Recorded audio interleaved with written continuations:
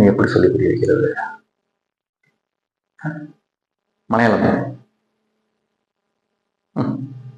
ശരി, ഞാൻ പറഞ്ഞു തരാം. നിനക്ക് ഒരു അവാർഡ് കിട്ടി. നിന്റെ ഫോട്ടോ ഒരു പത്രത്തിന്റെ ഫ്രണ്ട് പേജിൽ വലിയതായിട്ട് വന്നു. നിനക്ക് ചുറ്റിയുള്ളവർ കാണുന്ന നിർബന്ധമൊന്നുമില്ല.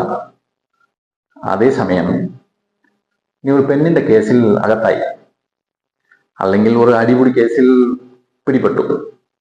ആ ന്യൂസ് ഏതെങ്കിലും ഒരു അന്തിപത്രത്തിൽ 6ാമത്തെ പേജിൽ സിറിയതൊരു കോളത്തിൽ വന്നെന്ന് വച്ചാ നിന്നെ ചുറ്റിയുള്ളവർ തേടി പിടിച്ചു വാസിക്കും. ആ അതെ, മനസ്സിലായോ? അത് മതി.